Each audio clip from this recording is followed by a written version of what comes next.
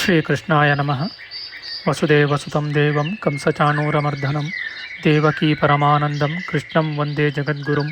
ಬ್ರಹ್ಮಸ್ಥಾನ ಸರೋಜ ಮಧ್ಯವಿಲಸಚ್ಛೀತಾಂಶು ಪೀಠಸ್ಥಿತಂ ಸ್ಫೂರ್ಜತ್ಸೂರ್ಯರುಚಿಂ ವರಾಭಯಕರಂ ಕರ್ಪೂರಕುಂದೋಜ್ವಲಂ ಶ್ವೇತಸ್ರಗ್ವಸನಾನುಲೇಪನಯುತಂ ವಿದ್ಯುದ್ರುಚಾ ಕಾಂತಯ ಸಂಶ್ಲಿಷ್ಟಾರ್ಧತನುಂ ಪ್ರಸನ್ನವದನಂ ವಂದೇ ಗುರುಂ ಸಾದರಂ. ಶ್ರೀಗುರುಭ್ಯೋ ನಮಃ.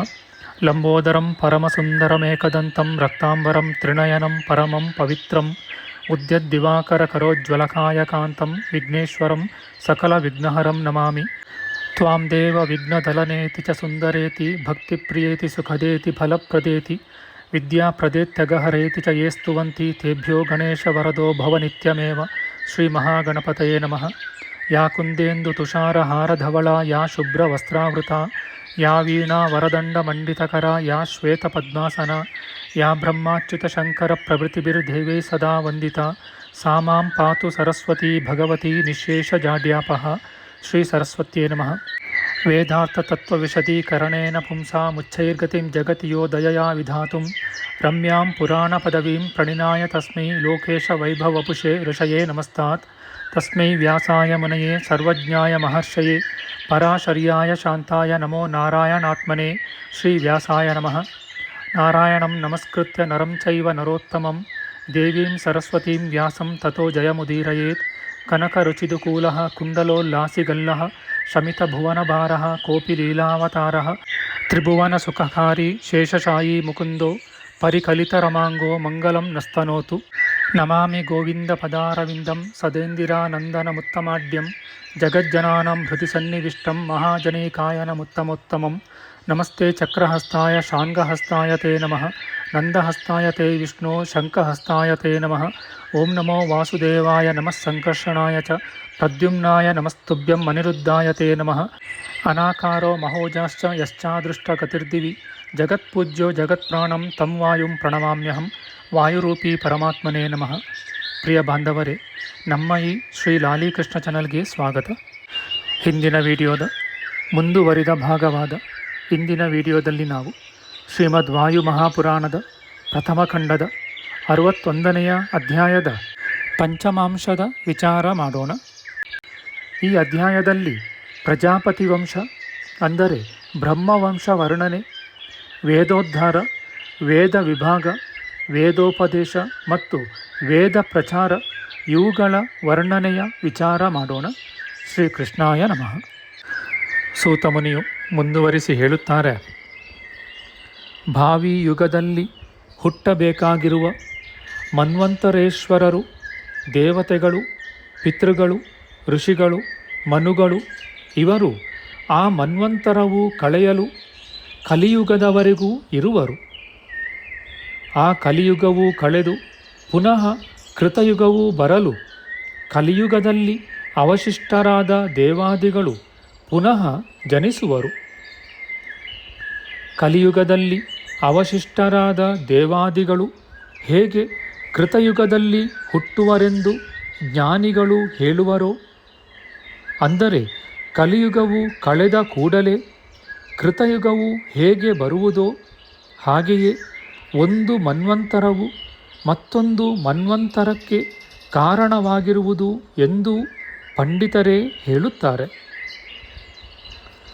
ಪೂರ್ವದ ಮನ್ವಂತರವು ಕಳೆದು ಬೇರೊಂದು ಮನ್ವಂತರವು ಪುನಃ ಬರಲಾಗಿ ಕೃತಯುಗದ ಆದಿಭಾಗದಲ್ಲಿ ಯಾರು ಉಳಿದಿರುವರೋ ಮತ್ತು ಯಾವ ಸಪ್ತರ್ಷಿಗಳು, ಮನುಗಳು ಕಾಲವನ್ನು ನಿರೀಕ್ಷಿಸುತ್ತಾ ಇರುವರೋ ಅವರೆಲ್ಲರೂ ಮತ್ತೊಂದು ಮನ್ವಂತರವನ್ನು ನಿರೀಕ್ಷಿಸುತ್ತಾ ತಪಸ್ಸಿನಲ್ಲಿ ಆಸಕ್ತರಾಗಿ ಕಾಲಯಾಪನೆ ಮಾಡುವರು.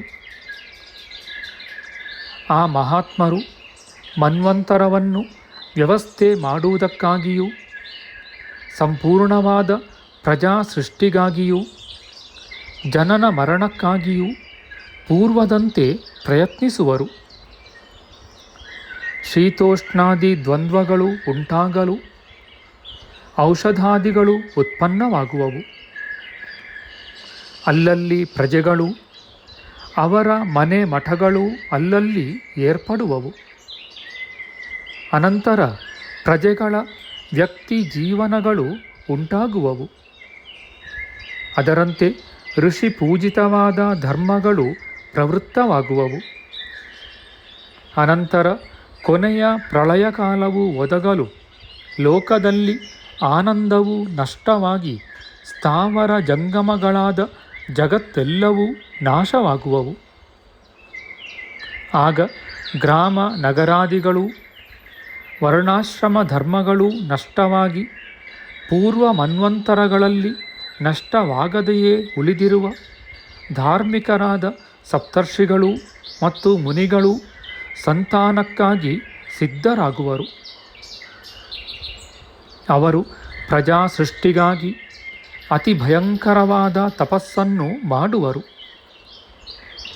ಆ ಪ್ರಳಯದಲ್ಲಿ ಪ್ರಜೆಗಳು ಸಂಪೂರ್ಣವಾಗಿ ನಾಶವಾಗಲು ಪುನಃ ಈ ಲೋಕದಲ್ಲಿ ಸೃಷ್ಟಿಗಾಗಿ ಅವರು ಉತ್ಪನ್ನರಾಗುವರು. ಪೂರ್ವಯುಗದಲ್ಲಿದ್ದ ದೇವಾಸುರರು, ಪಿತೃಗಣಗಳು, ಮುನಿಗಳು, ಮನುಗಳು, ಸರ್ಪಗಳು, ಭೂತ ಪ್ರೇತ ಪಿಶಾಚಗಳು, ಗಂಧರ್ವ ಯಕ್ಷ ರಾಕ್ಷಸರೂ ಕೂಡ ನಷ್ಟರಾಗಿ ಪುನಃ ಸೃಷ್ಟಿಗೆ ಸಿದ್ಧರಾಗುವರು. ಅನಂತರ ಅದರಲ್ಲಿ ಯಾರು ಅತ್ಯಂತ ಶಿಷ್ಟಾಚಾರಿಗಳಾಗಿರುವರೋ ಅಂತಹ ಸಪ್ತರ್ಷಿಗಳು, ಮನುಗಳು ಆ ಮನ್ವಂತರದ ಆದಿಯಲ್ಲಿ ಮನುಷ್ಯರು ಮತ್ತು ದೇವತೆಗಳು ಇವರ ಸಂಗಡ ವರ್ಣಾಶ್ರಮಾಚಾರಗಳನ್ನು ಸ್ಥಾಪಿಸುವರು. ಮನ್ವಂತರವು ಆರಂಭಿಸುವುದಕ್ಕೆ ಮೊದಲೇ ತ್ರೇತಾಯುಗದ ಆದಿಭಾಗದಲ್ಲಿ ಮೊದಲು ದೇವತೆಗಳು ಧರ್ಮದಲ್ಲಿ ಪ್ರವರ್ತಕರಾಗುವರು. ಅನಂತರ ಋಷಿಗಳು, ರಾಜರುಗಳು ಧರ್ಮಗಳನ್ನು ಸ್ಥಾಪಿಸುವರು. ಆಗ ಪ್ರಜೆಗಳು ಬ್ರಹ್ಮಚರ್ಯ, ಬ್ರಹ್ಮಯಜ್ಞಾದಿಗಳಿಂದ ಋಷಿಗಳ ಋಣಗಳನ್ನು, ಸಂತಾನದಿಂದ ಪಿತೃಗಳ ಋಣಗಳನ್ನು, ಯಜ್ಞ ಯಾಗಾದಿಗಳಿಂದ ದೇವ ಋಣವನ್ನು ಪರಿಹರಿಸಿಕೊಳ್ಳುತ್ತಿದ್ದರು. ಹೀಗೆ ಮಹಾತ್ಮರು ಸಹಸ್ರಾರು ವರ್ಷಗಳು ವರ್ಣಾಶ್ರಮ ಧರ್ಮಗಳಲ್ಲಿ ಆಸಕ್ತರಾಗಿ ಶ್ರುತಿ ಸ್ಮೃತ್ಯಾದಿಗಳನ್ನು, ವ್ಯಾಪಾರವನ್ನು, ದಂಡನೀತಿಯನ್ನು, ವರ್ಣಾಶ್ರಮಗಳನ್ನು, ಧರ್ಮಗಳನ್ನು ಸ್ಥಾಪಿಸಿ ಸ್ವರ್ಗಾದಿ ಲೋಕಗಳಿಗೆ ಹೋಗಲು ಬಯಸುವರು. ಪೂರ್ವದಲ್ಲಿ ದೇವಾದಿಗಳು ಧರ್ಮಾದಿಗಳನ್ನು ಲೋಕದಲ್ಲಿ ಸ್ಥಾಪಿಸಿ ಸ್ವರ್ಗಾದಿ ಲೋಕಗಳಿಗೆ ಹೋಗುತ್ತಿದ್ದರು. ಅನಂತರ ಮಹರ್ಷಿಗಳೇ ಮೊದಲಾದವರು ತಾವು ಆ ಸದಾಚಾರಗಳನ್ನು ಆಚರಿಸುತ್ತಾ ಇತರರಿಗೆ ಆದರ್ಶಪ್ರಾಯರಾಗಿರುವರು ಮತ್ತು ಧರ್ಮ ಸ್ಥಾಪಕರೂ ಆಗುವರೆಂದು ಹೇಳುವರು.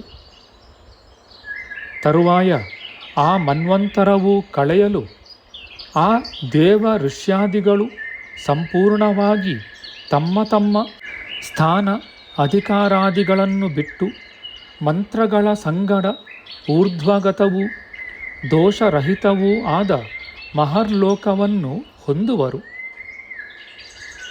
ದೇವ ಋಷ್ಯಾದಿಗಳು ಮಹಾಪ್ರಳಯ ಕಾಲದವರೆಗೂ ನಿರ್ವಿಕಾರರೂ ಸ್ವತಂತ್ರರೂ ಆಗಿ ಮಾನಸಿಕ ಮಹಾಸಿದ್ಧಿಯನ್ನು ಹೊಂದಿ ಪ್ರಳಯವನ್ನು ಎದುರು ನೋಡುತ್ತಾ ಇರುವರು.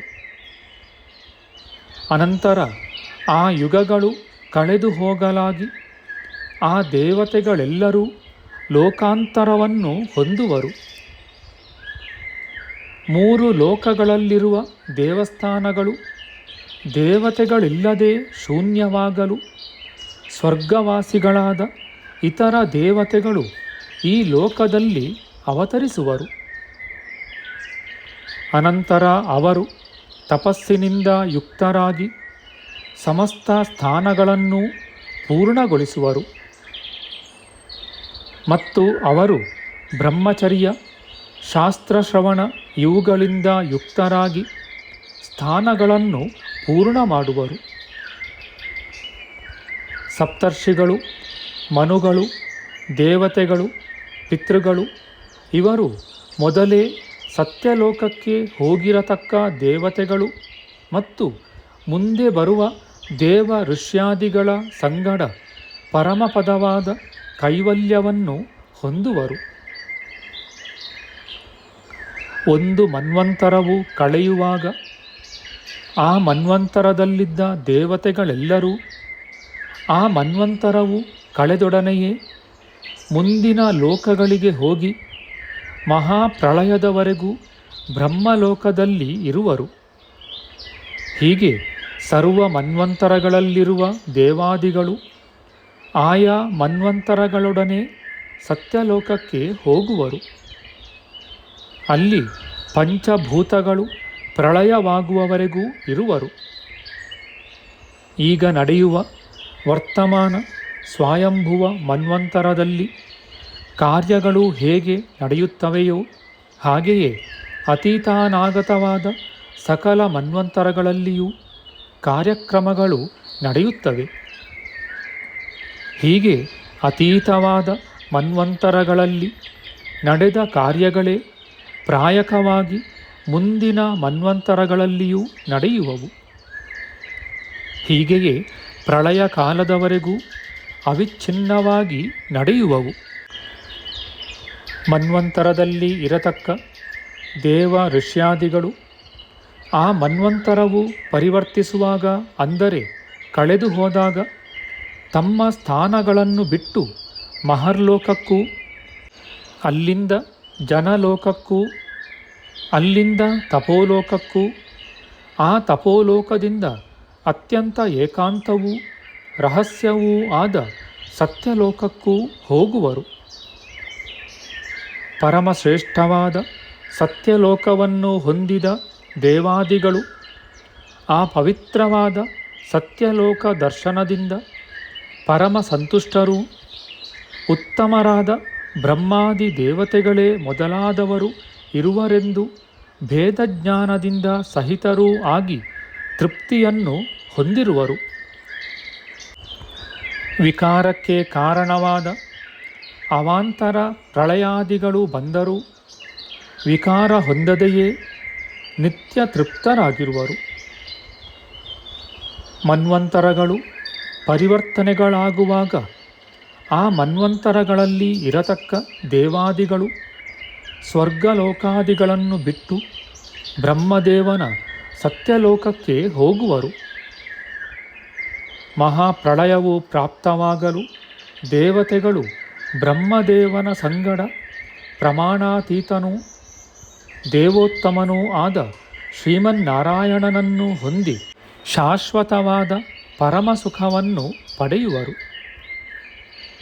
ಹೀಗೆ ಮನ್ವಂತರಗಳು ಬಹುಕಾಲದವರೆಗೂ ನಡೆದು ದೈವ ವಶದಿಂದ ಕಳೆಯಲಾಗಿ ಜೀವರಾಶಿಗಳು ಸ್ವಲ್ಪ ಕಾಲ ಸುಖ ಭೋಗಾದಿಗಳನ್ನು ಅನುಭವಿಸಿ ಸೃಷ್ಟಿ ಸಂಹಾರಗಳಿಗೆ ಸಿಲುಕಿ ನಾನಾ ಜನ್ಮಗಳನ್ನು ಹೊಂದುವರು. ಹೀಗೆ ಸೃಷ್ಟಿ ಸ್ಥಿತಿ ಸಂಹಾರಾದಿಗಳು ನಡೆಯುವವು. ನೈಮಿಷಾರಣ್ಯವಾಸಿಗಳಾದ ಮುನಿಗಳು, ವಾಯುಪ್ರೋಕ್ತವು ಧರ್ಮಾತ್ಮರು, ದಿವ್ಯಜ್ಞಾನಿಗಳು, ಮಹರ್ಷಿ ವಂಶ ಸಂಭೂತರು, ಮನ್ವಾದಿಗಳ ವಿಷಯಕವಾದ ಈ ಪುರಾಣವನ್ನು ಸೂತ ಪುರಾಣಿಕರಿಂದ ಸಂಕ್ಷೇಪ ವಿಸ್ತಾರಗಳಿಂದ ಕೇಳಿ ದಿವ್ಯಜ್ಞಾನವನ್ನೂ ಸಂತೋಷವನ್ನೂ ಹೊಂದಿದರು.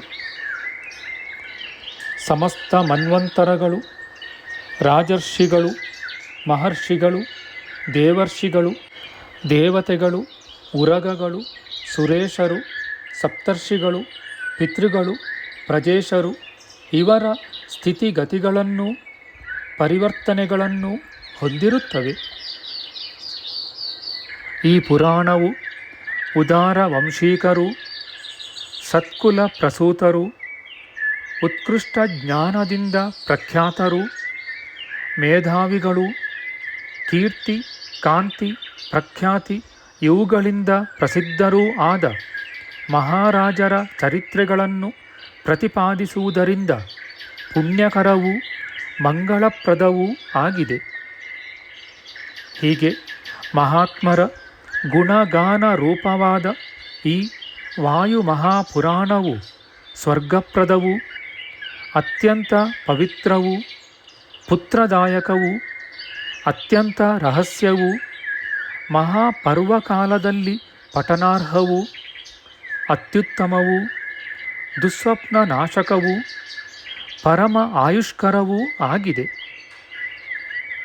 ಈ ವಾಯುಪುರಾಣವು ರಾಜರ್ಷಿಗಳು, ದೇವರ್ಷಿಗಳು, ಮನುಗಳು, ಬ್ರಹ್ಮದೇವ ಇವರ ಮಹಾಮಹಿಮೆಗಳನ್ನು ವರ್ಣಿಸುವುದರಿಂದ ಅತ್ಯಂತ ಪವಿತ್ರವಾಗಿರುವುದು.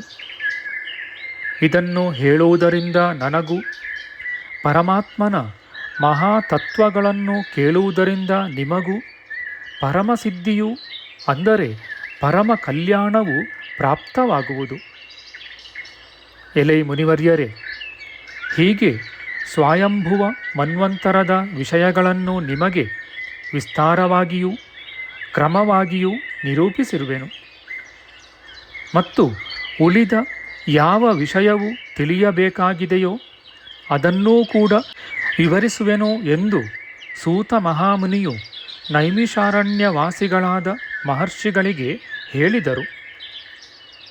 ಇತಿ ಶ್ರೀ ಮಹಾಪುರಾಣೆ ವಾಯುಪ್ರೋಕ್ತೆ ಪ್ರಜಾಪತಿ ವಂಶಾನುಕೀರ್ತನಂ ನಾಮ ಏಕಷಷ್ಟಿತಮೋಧ್ಯಾಯಃ ಸಮಾಪ್ತಮಿದಂ ಪ್ರಥಮಂ ಕಾಂಡಂ. ಶ್ರೀಕೃಷ್ಣಾರ್ಪಣಮಸ್ತು. ನಮ್ಮ ಮುಂದಿನ ವಿಡಿಯೋದಲ್ಲಿ ನಾವು ಶ್ರೀಮದ್ ವಾಯು ಮಹಾಪುರಾಣದ ದ್ವಿತೀಯ ಖಂಡದ 1ನೆಯ ಅಧ್ಯಾಯವಾದ ಪೃಥ್ವೀದೇವಿಯ ಕ್ಷೀರದೋಹನ, ಸ್ವಯಂಭುವಾದಿ 14 ಮನುಗಳ ವರ್ಣನೆ, ವೇನರಾಜನ ಬಲಹಸ್ತ ಮಥನ, ಭೂವಿಭಾಗ, ಪೃಥುರಾಜನು ಭೂಮಾತೆಯಿಂದ ಕ್ಷೀರರೂಪವಾದ ವಸ್ತುಗಳನ್ನು ಪಡೆದ ಬಗೆ ಇತ್ಯಾದಿಗಳ ವಿಚಾರ ಮಾಡೋಣ. ಆಧ್ಯಾತ್ಮಿಕ ಚರ್ಚೆ ಮತ್ತು ವಿಚಾರ ವಿನಿಮಯಕ್ಕಾಗಿ ಶುರು ಮಾಡಿದ ಈ ಚಾನಲ್ನಲ್ಲಿ ನಾವು ಅಪ್ಲೋಡ್ ಮಾಡುವ ಎಲ್ಲ ವಿಡಿಯೋಗಳನ್ನು ಸಂಪೂರ್ಣವಾಗಿ ನೋಡಿ ನಿಮ್ಮ ಸಲಹೆಗಳನ್ನು ಕಮೆಂಟ್ ಬಾಕ್ಸ್ನಲ್ಲಿ ಬರೆಯಿರಿ. ಈ ಚಾನಲ್ಗೆ ಸಬ್ಸ್ಕ್ರೈಬ್ ಮಾಡಿ ಹಾಗೂ ಬೆಲ್ ಬಟನ್ ಒತ್ತಿ ನಾವು ಹಾಕುವ ಎಲ್ಲ ವಿಡಿಯೋಗಳನ್ನು ನೋಡಿ ಪ್ರೋತ್ಸಾಹಿಸಿ. ಕೃಷ್ಣಂ ನಾರಾಯಣಂ ವಂದೇ ಕೃಷ್ಣಂ ವಂದೇ ವ್ರಜಪ್ರಿಯಂ ಕೃಷ್ಣಂ ದ್ವೈಪಾಯನಂ ವಂದೇ ಕೃಷ್ಣಂ ವಂದೇ ಪೃಥಾಸುತಂ. ಶ್ರೀಕೃಷ್ಣಾಯ ನಮಃ.